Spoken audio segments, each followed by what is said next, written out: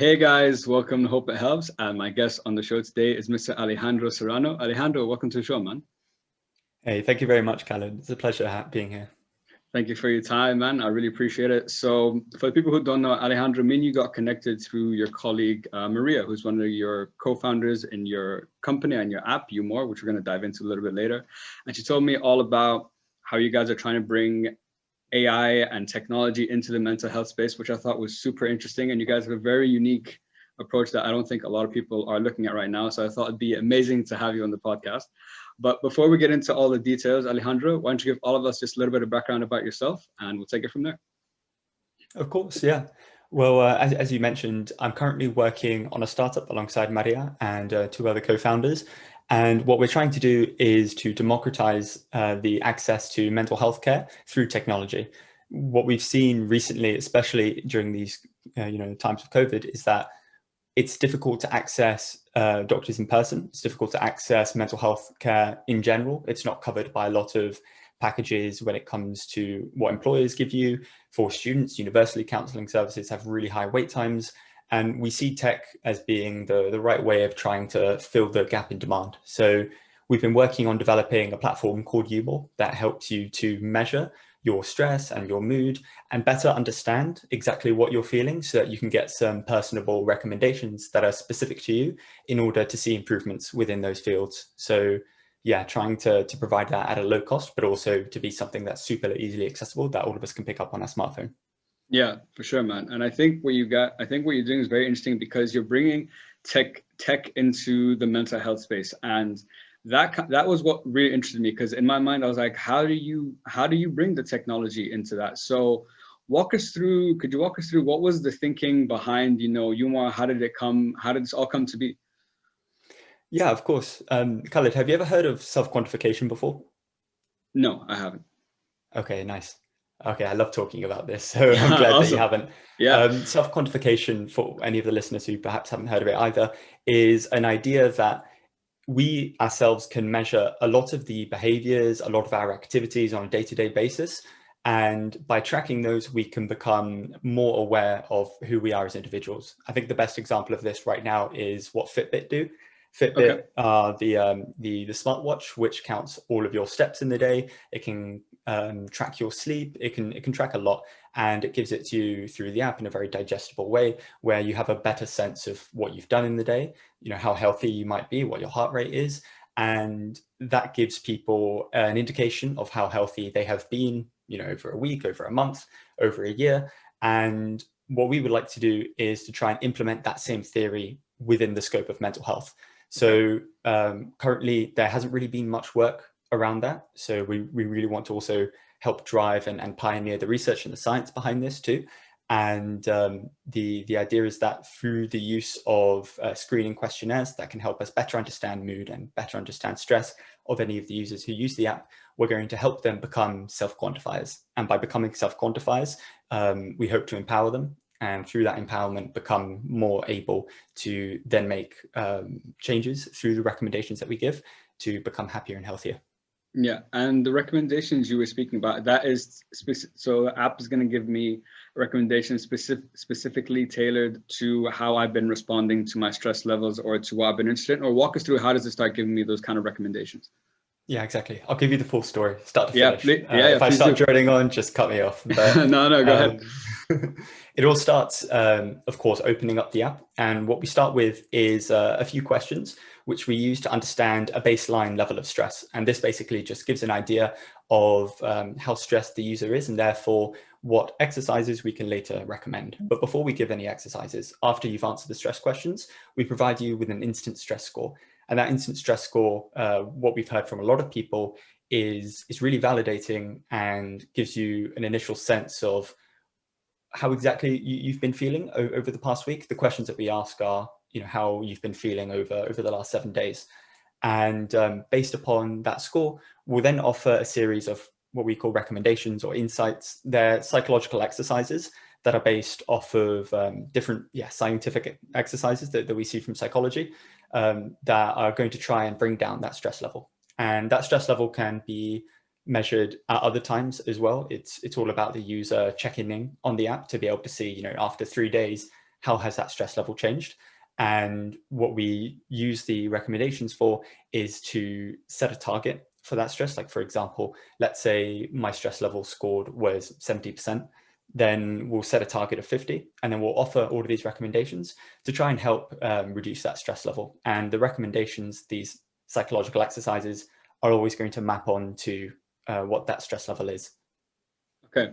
No, that's really interesting how it is very, based on what you're saying, it is very tailored to how you're responding and how you're using the app. It's going to give you the insights that you need. Because like I was saying, I was telling you earlier, I've been using the app as well, because I just wanted to see what would an app regarding mental health kind of look like. And I think the way you described it is very, very interesting, that it is kind of like a Fitbit, tracking like my stress on a daily basis, tracking to see how I feel. And I've been looking at like the graphs to see, and it just gives you, I think, it gave me personally a bit more insight into, like you said, the baseline of where I was. And now it's just about doing those kind of exercises and going through the day-to-day to start making those improvements. So on the concept of stress, because I watched your talk where you were talking about that experiment that you did and the difference between anxiety and stress. And I thought that's a very good question, because I think a lot of the times the two can be interchanged and people might associate them in the same way. So in your opinion, how would you describe the difference between anxiety and stress?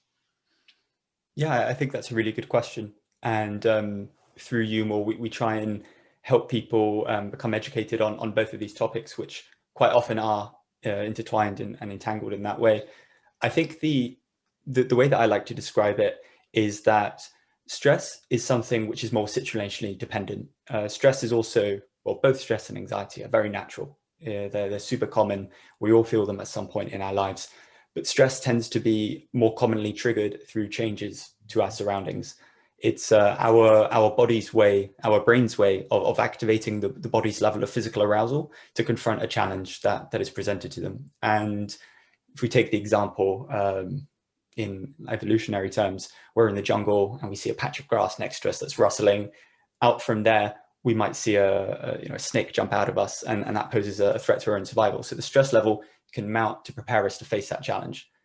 But that isn't necessarily the same feeling that we might get from anxiety, which it can be prompted by changes to our environment, but it's something that's more subtle, something that's more internal, and is similar to, have you ever forgotten your keys when you try to get back in home and you freak out for that one instant where you're like, oh shoot, where are my keys?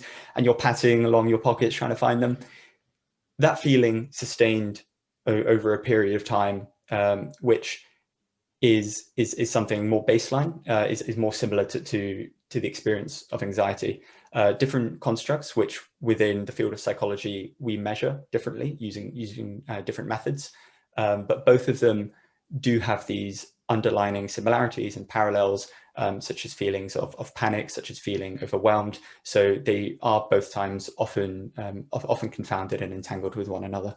Yeah. So the difference between stress and anxiety is stress, from what you're saying, sounds to be very situational. It's very dependent. For example, I have a lot of work, I'm feeling overwhelmed, I've got deadlines, I went to a place maybe that I'm not familiar with, I can feel uncomfortable. But anxiety is more, would you say anxiety can happen, it's kind of like you start worrying sometimes before something has even happened. Like I could be anxious about a future event. Yeah, absolutely. I think these challenges are different from person to person. So what is one person's experience of anxiety will be completely different to the other. So I don't want to give an overriding definition that is going to tick everyone's boxes. The difference with the two is stress is something which is a lot more situationally dependent. It's about the confrontation of challenges, whereas anxiety can be completely separate from the need to confront challenges. For example, anxiety can be something which stays with us, which we feel as if is difficult to shake at times, even if there is no stressful situation facing us. I know there are times before where I've been anxious, I haven't really been able to explain where that anxiety is coming from, but you know that you do have this feeling of underlying panic. And I think if you are feeling like you are overwhelmed and you can't tell whether you're stressed or you're anxious, a good starting place is to think, what is prompting this? If it can be easily explained and you can identify what a cause might be, I'm not saying that it's stress, but chances are that it may be likely to be so. If it's something that is more constant and perpetual, and you feel as if it is difficult to explain, and you have felt it perhaps for a while, then again, not saying it's anxiety, but chances are it might be feelings of anxiousness. Yeah, no, 100%. I totally understand what you mean. And it was interesting, the results that you guys found through that experiment that you did with mindfulness with the, students at university. And I can speak from my own personal experience, and over the last few years I've been meditating consistently, but I go through phases. Sometimes I'm very consistent, sometimes I'm not. And I remember I hadn't meditated, I think, for 2 months, and the last few weeks I have, and it is night and day. It really is. After I meditate, I'm in a totally different, no matter what happens in the day, if it's something stressful, something whatever, I might still feel it, but it doesn't bother me as much. I can handle it much better. So I'm curious, from the results that you found, because you guys did it for 3 minutes, is it about consistency, or is it just about the act of actually taking that time to take a break for yourself to start, to manage the daily life and the stresses of the day? Yeah, wonderful question. Meditation goes so deep. Like we could go down this rabbit hole for a long time, Khalid, but I'm glad that you asked. I don't think necessarily meditation is a question of quantity or quality, how often you do it versus how deep you go when you do it. I actually think that personally, meditation is all about self-discovery. In my experience, as I mentioned there, our own challenges to our well-being and our mental health will vary from person to person, and I think experiences with meditation will do the same. Perhaps before I get into what my thoughts on meditation are, I'll give just a background on that experiment. Yeah. And the idea was that many students at university, they face a level of state anxiety when they're presented with examinations, for example. I mentioned earlier that anxiety can oftentimes be prompted by challenges in your surroundings, and that's what state anxiety is called, anxiety caused by a certain state. We also have trait anxiety, which is this more internalized, stable anxiety, which comes up necessarily without an explanation. But we were focusing on trait anxiety specifically with this, and within students who may face an exam, or they may face a threatening situation. And students are one group of the population who receive very little mental health support.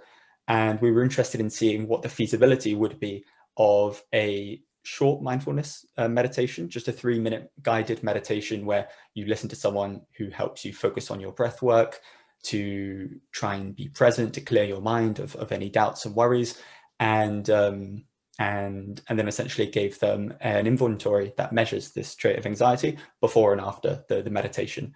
And what we saw, that for students who we presented this 3-minute meditation to, they had significant decreases to that level of state anxiety as compared to another group that we didn't offer any meditation to.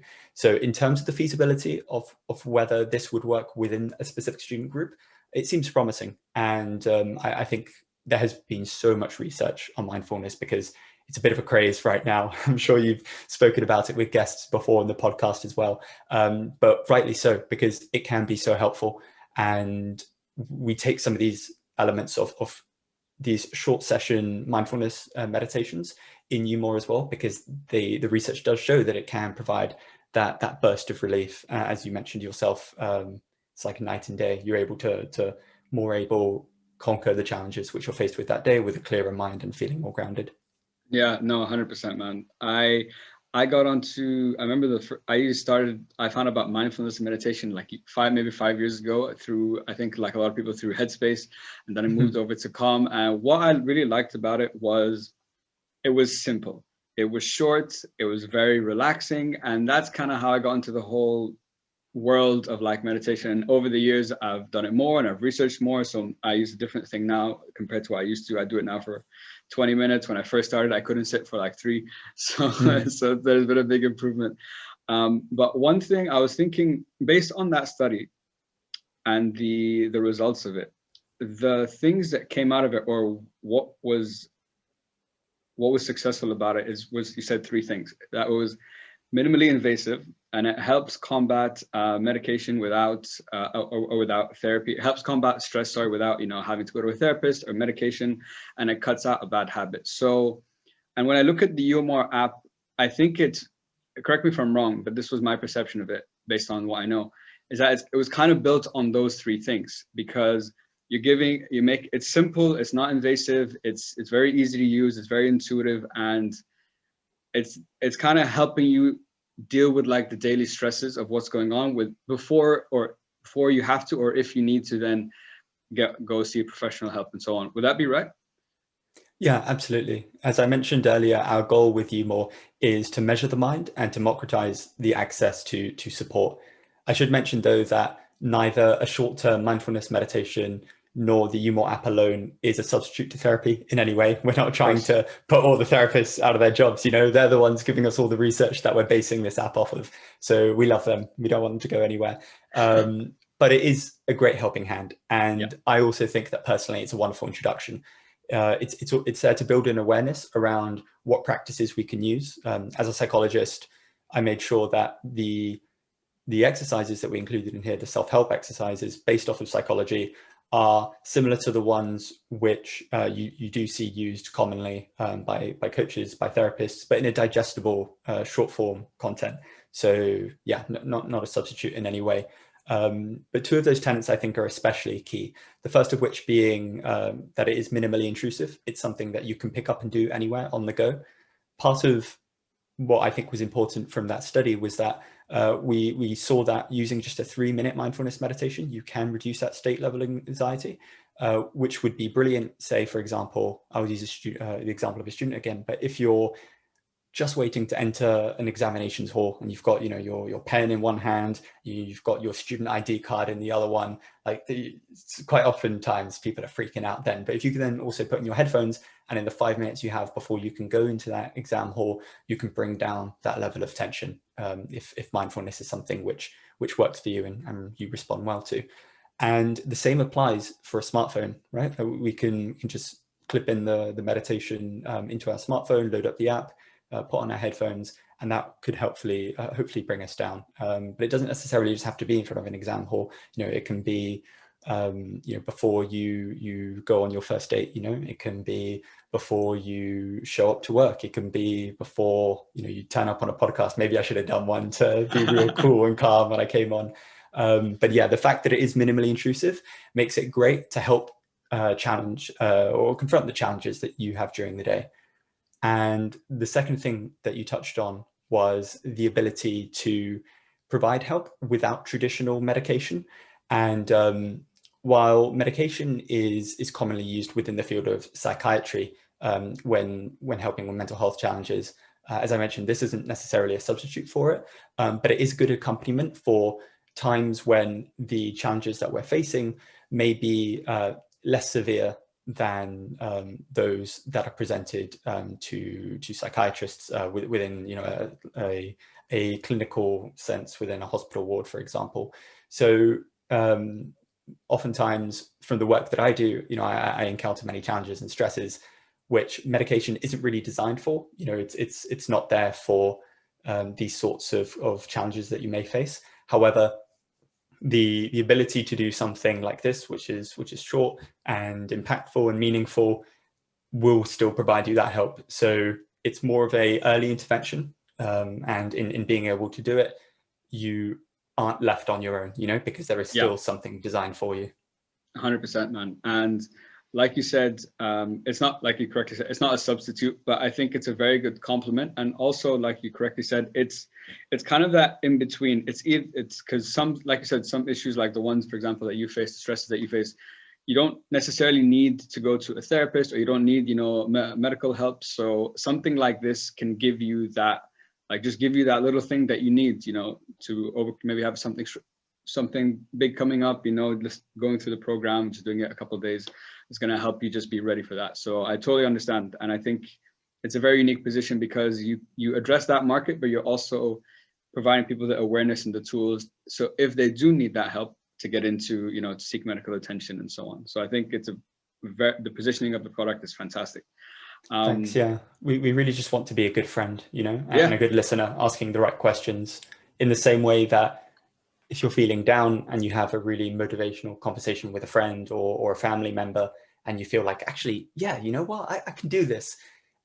That's what I want uMore to do for the people who use it. You know, that's what we're going for. Not a substitute in any way to therapy. We also make sure that on the app itself, we include the right resources to get in touch with, if that is the case, if you feel as if the capacity to cope with the challenges that you're presented with requires medical attention from a therapist or a psychiatrist, that's always there. But yeah, we just want to be a good friend, you know? Yeah. And I love the way you said it, man. Just be a good friend, because that's what a good friend would do.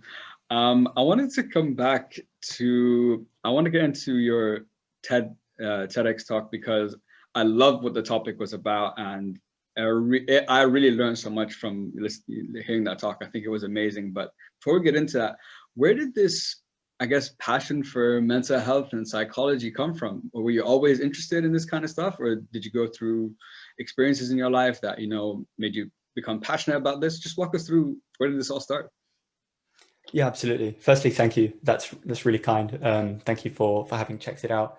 For me personally, I hadn't been aware of challenges to mental health before I was 12. But at 12, my mother, she was experiencing quite a severe depression, and that depression ultimately led her to have died by suicide. And it was very unexpected for my family. We didn't really see the signs coming, and yeah, it caught all of us off guard. And since then, I have really wanted to dive deep into psychology. I see it as personally my own life's mission to explore this area of mental health and make sure that those early interventions are there early. And I think, you know, uMore is trying to do exactly that, to provide help earlier, so that we can cope with challenges as they arise and even before they arise. So personally, that has set me on the way. And I really like learning, but psychology is really cool. You know, that there's a lot to it. I think it's one of these subjects which people have a general interest in. You know, you can easily have a conversation with a friend, you know, where he tells you, oh, I watched this documentary on YouTube about this crazy experiment that they did in the 60s, or, you know, I've heard that, like, you know, if you speak to people in a certain way, like, you can come off as more friendly. Everyone has this general interest in psychology because it applies so much to us, but you don't see that with like maths or physics. I don't have anyone coming to me, oh yeah, I watched a documentary on, you know, how they build bridges, and it was really cool, actually, the engineering behind it. But I was quite taken by psychology when I started studying it at university. And the more time I've spent learning about it, you know, the more I've been able to fall in love with it. And in the grand scheme of things, I like to think that I know very little, you know, because there is just so much unknowns to the human mind. And it's exciting to be able to work in a space where you're trying to uncover those. Yeah, 100%. I share that same passion, because, like I said, psychology is a very expansive field. There's so much knowledge, and there's so many studies, books, research. I mean, you could spend the rest of your life studying that and you still wouldn't understand everything, because at the end of the day, people are just, it's funny how people, we're all wired the same way, yet yet we're still the most unpredictable creatures in the world. But I guess that is because we live or make decisions or live our life based majority of the time from an emotional place. That's where our true decisions come from. And I always thought that was surprising, because sometimes I think, oh, I'm very logical, but that's not the case.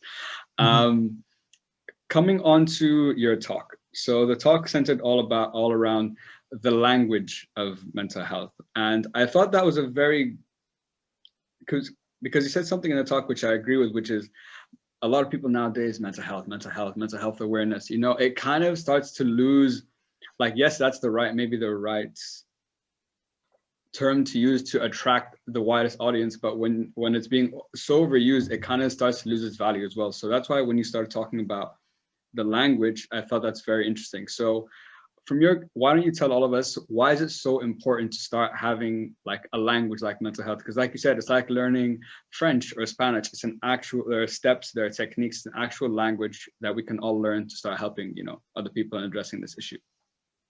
Yeah, I think so. the idea is a bit interdisciplinary. It kind of brings together psychology, but also linguistics, and tries to marry the two together. But I think that when we learn a foreign language, whatever that may be, for me, I was learning French in school. They put you through lessons where you have to learn about syntax, and you have to learn about grammar and the right way to conjugate verbs. And this is true for any language. All languages are the same. But it's not always the case with mental health, but I think it could be. So when we learn about mental health, we speak of mental health literacy, which is the knowledge that we have about our mental health, how stress might work, how anxiety might work, how you can provide yourself with this self-help. But we don't really have a strategy, I think, when it comes to public health in terms of starting the conversation around mental health, and also starting the, what it is that we should learn. So I think that's why we always hear the term mental health awareness thrown about all the time. And it's been thrown about for a long time. And now is when I think we need to take a step up and move on from mental health awareness into mental health action, and provide a proper plan to help us learn about not only our own mental health, but the mental health of others, and how we can support them. So the idea of the language of mental health is exactly this. What are the grammar and the syntax to say, what are the rules to learning about mental health, and to our own mental health that we can talk about. So I talk about a few things, but one example, for example, is how we use like stigmatization in the way in which we say things to people. Oftentimes we use descriptors which attach these stigmas casually. I know I had done so before I learned about this, and you don't really realize the impact of what it might mean to someone when you say it. So a classic example is to say, self-harmers, to imagine that there is this category of people who self-harm. And when you say that, you're kind of implying that it's within their identity. You are a self-harmer, or you are a schizophrenic, and that's that. It seems as if there's no area for growth. But if you have a mental health disorder, or you're facing mental health challenges, no matter how big or small, all of them can be supported. So it's almost backwards to think that that identity is there to stick with you for life. And that's why we can change part of how we use this language to say, rather self-harmers or schizophrenics, people who have self-harmed, or people who experience schizophrenia, because there can come a time where your experiences of schizophrenia can diminish. There can come a time where you no longer self-harm. And I think it's important to see people that way, as beings who are able to grow and evolve and overcome these challenges, rather than people who are, eternally having to struggle with them. Yeah, 100%, man. And I think you said it perfectly, that when we use those kind of descriptors and those kind of labels, those kind of words, we don't know how a person, for example, that is experiencing a certain issue like that is going to take that in, and how is that going to affect their mental health? Because you're kind of giving them, you're forcing almost ownership of their condition onto them. But what you're saying is start addressing it as you are a self-harmer. You start addressing it as you address the issue, not the person. And I think that's a very crucial distinction to make. Also, what you said was, which I thought was very interesting, that I know I've done this many times, is if someone's struggling with mental health, the question that I'd always say is, what's wrong? And what you said is change that to what has happened. And it's a complete, the person's going to take that in a completely different way, because me saying what's wrong, I'm implying, oh, there's something, wrong with you. And you don't know how that's going to play in the person's head. But in terms of so I looked at the 4 steps, and I was so there was, just for the people who haven't seen the talk, guys, by the way, if you haven't, please go watch it. It's fantastic. Listening, then there's accuracy and stigma, and then it's noticing if someone is in trouble, and then it's keeping support close to us. Now, listening, I could understand. Accuracy, I could understand. And keeping support close, understand. But the one I think I would find most challenging, and I think a lot of people find most challenging, is noticing if someone is at risk. So how do we start being, I guess, paying more attention to that? Because you could look, I've seen in my experience, you speak to someone, they seem fine, they might seem a bit, off, but you would never think that, for example, they would be going through depression or going through something that significant that you would have no idea about. Yeah, it seems tricky, doesn't it, to be able to have this sixth sense about us, to be able to pick up on that. The good news is that that sixth sense doesn't exist, you know, otherwise there would be categories of people who are born to be therapists and categories who are never born to be, but anyone can train as a therapist. And from the point of view of the talk that I was giving, it was about language. And this is why I think as a whole, language around mental health can help center this, you know, public health strategy to take us from mental health awareness to mental health action and learn about it, because we can learn a lot about what someone is feeling or what they're experiencing by the questions that we ask and the language that we use to address that. You mentioned that it's good to ask people what has happened, you know, rather than what's the problem, because already that carries connotations of negativity that you might not want to talk about. And by asking these right questions, that's how I think that, you know, that we can know when we have to reach out to someone to provide support. There's also a lot of non-language based approaches to do the same, you know, like if they have not been on social media for a long time and you might expect them to do so, if they are not coming to the socials which you have at work, for example, for a while, there are indicators, and this will vary for, you know, each of the mental health challenges that you can face. But I think when it does come down to language, the most important thing that we can do to become aware of this is to ask open questions, and open questions that aren't leading in any way. And actually, I think a big part of this is detaching oneself from the ego, not coming in with any preconceived notions of what you think is going on with the person that you're trying to speak to, or ask any questions that you think will give you the right answer to know how you can help. It's about them, you know. I also in the talk talk about active listening, and I think that technique is one of the same with this. Active listening is all about how we can speak in a particular way with the people we're having conversations with to make them feel validated and to make them feel as if they can talk about the topics that they wish. So through a combination of showing that you're there to listening and giving open questions, not being led by our own ego or our own thoughts to try and find something out that we want to know, but just listening to them and from the emotion that they convey, and also the content of what they say, pick up from there what seems to be very important for them, and just talk, because talking is the first step to recovery, and it helps us learn an awful lot about not only our own mental health challenges, but the mental health challenges of others. Yeah, and I think you made a crucial point about detaching yourself from the ego. It's not about you kind of leading the questions, but like, it's not about you trying to get the answer that you want or that you think is there. It's about really just being fully present and focusing on the person. What is it that they need? What is the questions that is going to maybe give them an insight into what they're going through that maybe they haven't considered before? Mm-hmm. What do you think? What do you say about this? Because it's something that I think I have struggled with myself.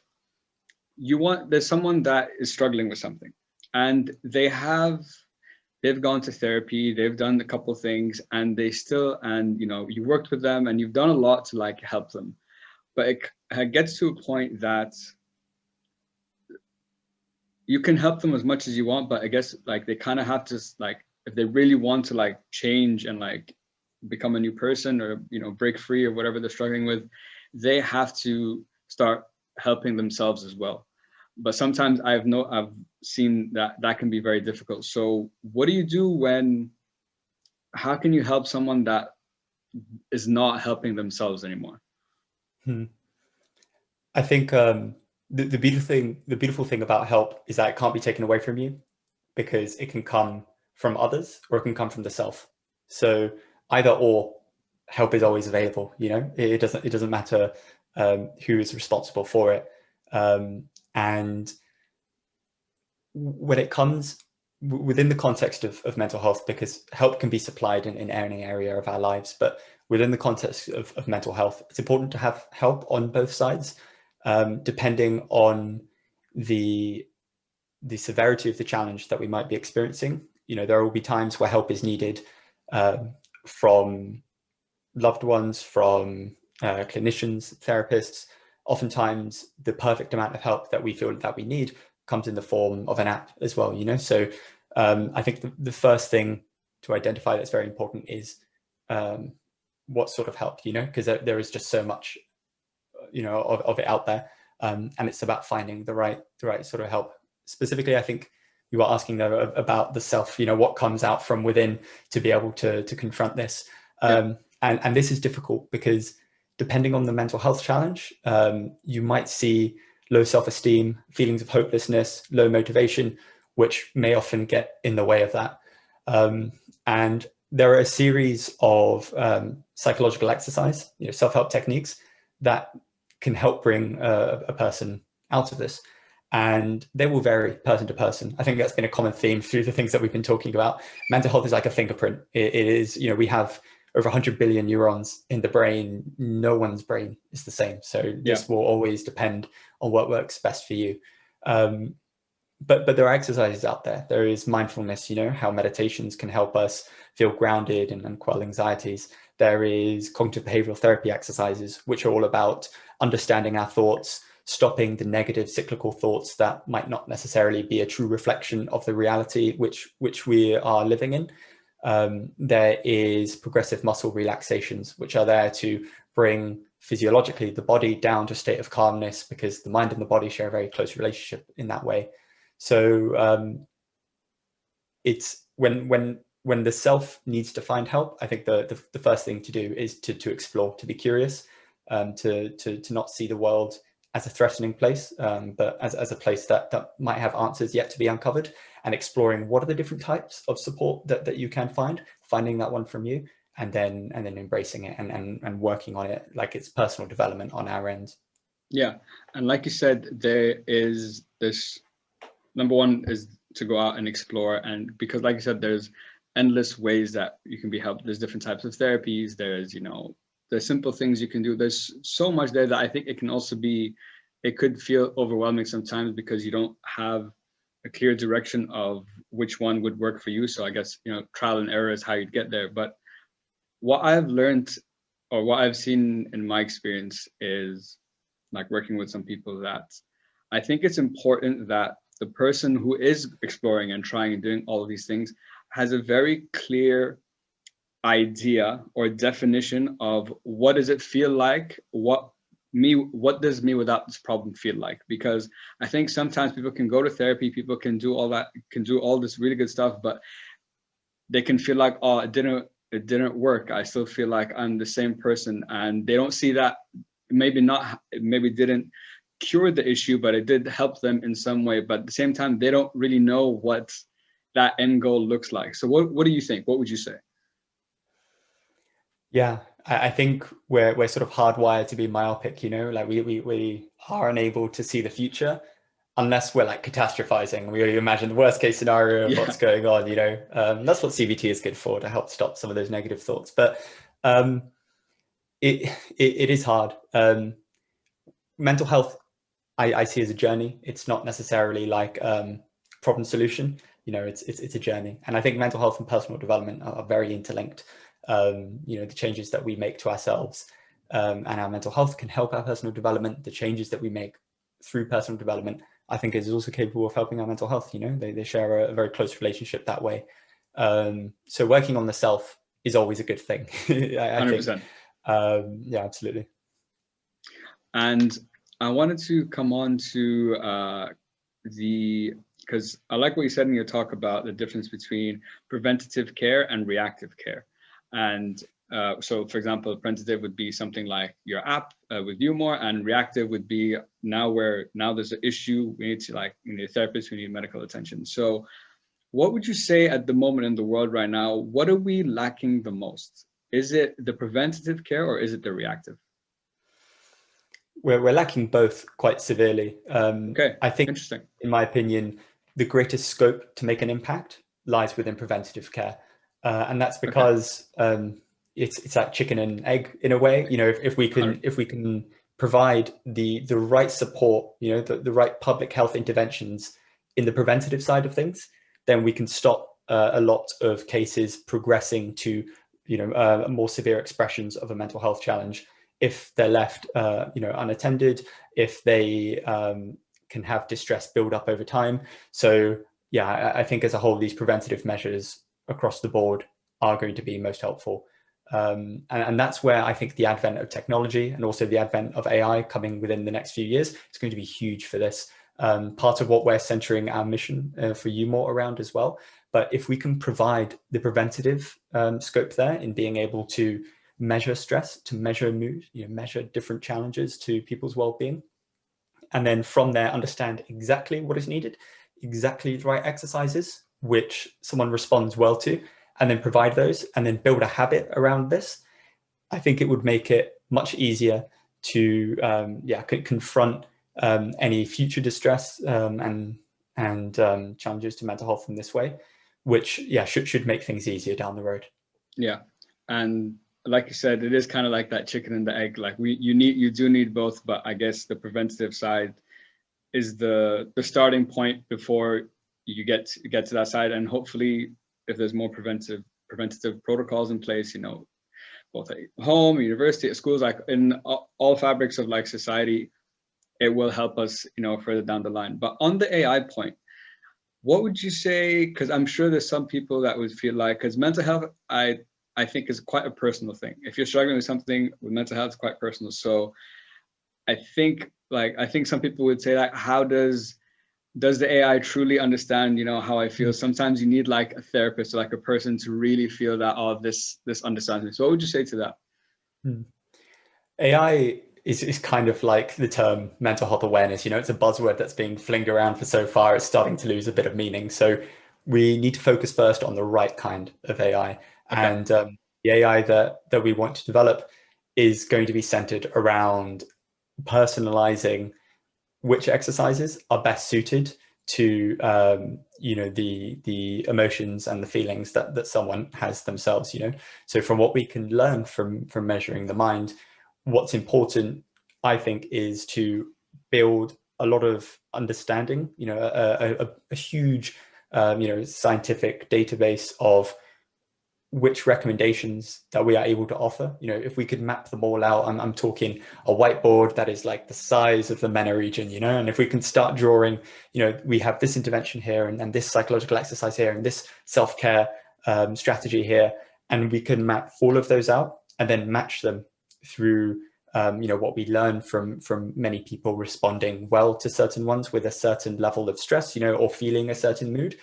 We can, for the future and future generations as well, start building up an understanding of how these match together. And AI will only help us accelerate that process, but only if it's managed well. And thankfully, our technical co-founder will surely do a great job. I'm sure. And like you said, I think it's the way it plays in is that it's very data driven. This emotion, what are the 3 exercises, and you can like kind of plan it out based on that, and it helps. I guess that's where how it becomes more intuitive, in the long run, as more people use it, more data is gathered, and then it can be a lot more targeted as time goes on.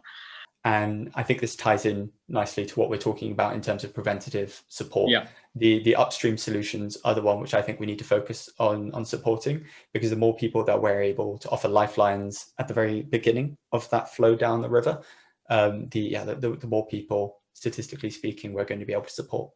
Yeah. And thanks for sharing that metaphor, man. When I heard it, I'm like, it says it perfectly. And especially with upstream and downstream, really helps, I think, a lot of people get a much clearer picture of why it's like, why it is like that, and how. And I think a crucial thing that you just said was, we are all susceptible to it. And I think that is something that is still lacking in the global perspective. I think mental health still has, I think it's improved a lot, and where things are going, it's gonna, in the long run, I think will be okay. But some people still don't think that they go through mental health challenges themselves, because I think when they think about mental health, they think of something quite like depression, like anxiety, something quite severe. But mental health is just your daily thoughts, your daily happiness, your daily stress. You know what I mean? Yeah. So I guess, how do we make people realize that, we're all in the same boat. We're all in the same boat here. We're just at, I guess, different points in the river. Yeah, I think you nailed it there, Khaled. We're all in the same boat.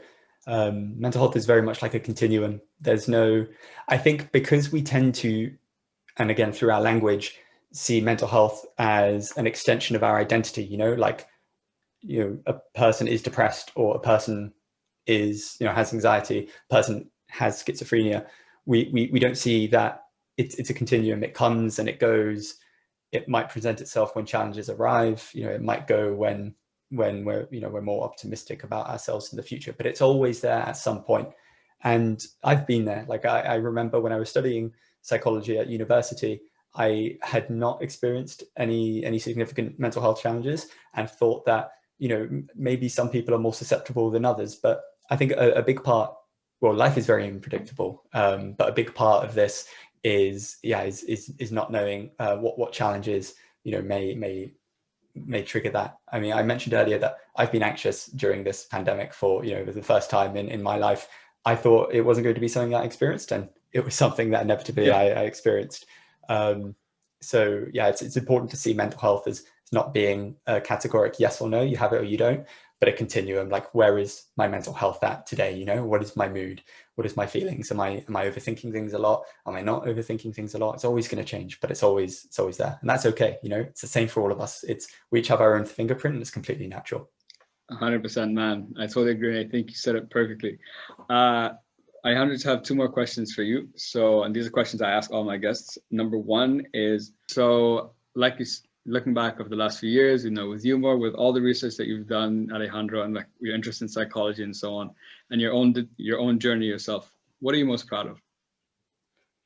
I think the thing which I've most been pleased with is 1000% the responses we've had from people using the uMore app. One thing which we really tried to do is have an open dialogue with users to really understand what they're benefiting from and what they'd like to see on the app as well. It's really important, I think, not just for a mental health startup, but for any organization to do that, to really listen to the people you're trying to help. And some of the testimonials that we've had in terms of what the product has done for them has been really fulfilling to be able to hear. You know, people telling us that this has helped them better understand themselves, from others saying that this is something that they wish they had 5 years ago. You know, it's great to see that when you apply yourself to something and you want to build something that is going to solve problems for someone, in our case, for helping with mental health, it's really amazing to see people respond to you positively. So I could only hope for that to continue within the next 2 years, and fingers crossed, with some good growth, we'll see that with more and more people that we're able to help. Yeah, 100%, man. And congratulations. And the feeling of, especially, like, I think, like you said, if you apply yourself to anything and getting that like positive feedback when you know, and you know you've done, you know, a good job, but I think particularly in this field is you're helping people literally understand themselves, you know, transform their lives, their beliefs, their perspectives, and like hopefully not cure, but put them on the road to start, you know, becoming that new person that they want to do, free of this problem. To so support, you know, exactly to be a friend, to support, man. There you go again, to be a friend indeed. And for my last question, Alejandro, what is the message you'd like everyone to take home with them today? You've asked some really terrific questions, Khaled. So I think there's a lot which we could fish out from our conversation and relay more eloquently. But in fear of not relaying that as eloquently, perhaps, as is merited for the end of a show, I think the most important thing is to learn more about mental health, because we don't really know much about it as a whole. You know, that we are still very early days learning about how the brain works. There's a lot ahead of us, but there's a lot that we can do about understanding how our own brains work and how the brains of our loved ones work. And, you know, through appropriate language, through understanding what support mechanisms are out there for us to engage with, you know, whether they be public health services or whether they be apps, knowing how we can ask good questions to people, you know, that there is really a lot out there. And we live, in my opinion, in like just the greatest age of all time. Even though there is a global pandemic spreading its way across the world right now, we have the internet, and you can learn anything you want on the internet, you know? So there is a lot to get in there. There's so many fantastic websites or charities that provide really great information on mental health. I know you've done a few podcasts before on mental health, so that's also a good starting point, and hope it helps. But yeah, there really is so much out there. So don't be afraid to do a quick Google search, to pick up a book, to listen to a podcast, because there's so much to learn. Yeah, 100%, man. I think that's a beautiful message to end on, to just be curious and to learn about mental health, even if not for, I think when you learn about mental health, whether you think you're experiencing something or not, that knowledge potentially could help you become more aware of someone else and help them in whatever they're going through. So the more people that learn, the more awareness there is, and hopefully the better we'll be able to help people in the future. So exactly. I totally agree. We can only hope it helps, eh? There we go. Exactly. Alejandro, man, thank you so much for coming on the show. This has been a fantastic conversation. I've really learned so much from you and your talk. Guys, if you haven't watched the talk, go watch his TED Talk. It's fantastic. It goes into much more detail about some of the things we talked about. And best of luck with uMore, man. I will still continue to use the app, and I'll keep giving you feedback whatever you guys need. But yeah, man, just thank you so much for coming on the show. This was an awesome conversation. Thank you. And thanks for downloading the uMore app on the Google Play Store. Anytime, man. My pleasure. Guys, to everyone listening, thank you so much. I really appreciate it. And as always, hope it helps. Peace.